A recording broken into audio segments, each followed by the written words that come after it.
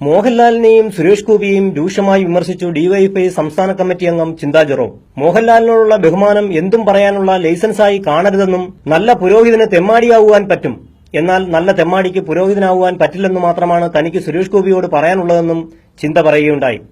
ആർഎസ്എസും ബിജെപിയും കേന്ദ്രം ഭരിക്കുമ്പോൾ ഇക്കിളി പൂണ്ട് നടക്കുന്ന ചില ആളുകളൊക്കെ ഇവിടെയുണ്ട്. ആദ്യം ഇക്കിളി പൂണ്ടത് ഷിറ്റ് ഗോപിക്ക. നമ്മുടെ നടൻ സുരേഷ് ഗോപി ആർഎസ്എസിന്റെ വക്താവായി അങ്ങ് മാറിയതാ.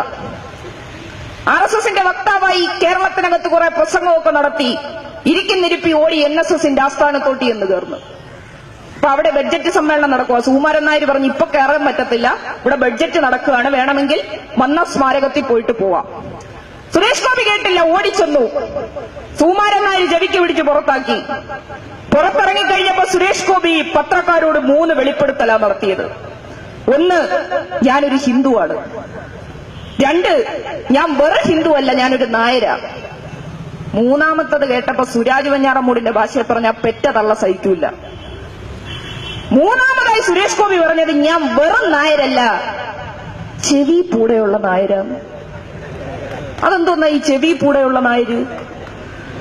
പുറത്തിറങ്ങി നടക്കുവാൻ കഴിയാത്ത ചെറുമിയുടെയും കർഷകന്റെയും നാട്ടിൽ, അമ്പലത്തിനകത്ത് കയറാൻ കഴിയാത്ത താഴ്മജാതിക്കാരന്റെ നാട്ടിൽ, ജാതിഭേദം മതദ്വേഷം ഏതുമില്ലാതെ സർവരും സോദരത്വേന വാഴുന്ന മാതൃകാ സ്ഥാനമാണിതെന്ന് പറഞ്ഞുകൊണ്ട് കേരളത്തെ കേരളമാക്കി മാറ്റിയ നവോത്ഥാന പ്രസ്ഥാനത്തിനോടൊപ്പം ചേർന്നു പോയ കമ്മ്യൂണിസ്റ്റ് പ്രസ്ഥാനം, ആ കമ്മ്യൂണിസ്റ്റ് പ്രസ്ഥാനത്തിന്റെ ചരിത്രത്തിന് മുമ്പിൽ കൊഞ്ഞണം കുത്തിക്കാണിച്ചുകൊണ്ട് സുരേഷ് ഗോപി എന്ന് പറഞ്ഞ നടൻ ആർഎസ്എസിന്റെ ചാതുർവർണ്ണ സവർണ ഹിന്ദു രാഷ്ട്രീയത്തോട് പോകുമ്പോൾ ഞങ്ങൾ ഈ നാട്ടിലെ ചെറുപ്പക്കാർ സുരേഷ് ഗോപിയോട് പറയുന്നത് ഒരു വാചകം മാത്രമാണ്.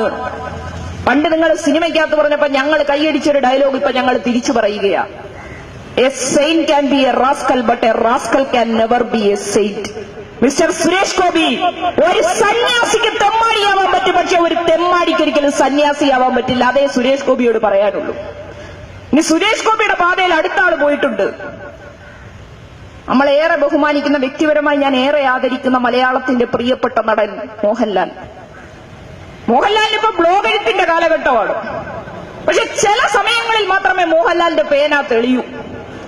കമ്മ്യൂണിസ്റ്റ് പ്രസ്ഥാനങ്ങളെ, ഇടതുപക്ഷ പ്രസ്ഥാനങ്ങളെ പ്രതിസന്ധിയിലാക്കിക്കൊണ്ട് ലേഖനം എഴുതുവാനും ബ്ലോഗ് എഴുതുവാനും ലാലേട്ടന് ഇപ്പൊ ചെറിയ ആഗ്രഹം കൂടുതലാണ്. നല്ലോണം കലക്കി ഒരു കപ്പ് ദേശസ്നേഹം കൂടി എടുക്കട്ടെ ലാലേട്ട എന്ന് ചോദിക്കേണ്ട അവസ്ഥയിൽ ഇപ്പൊ ചെറുപ്പക്കാരെത്തി നിൽക്കുകയാണ്.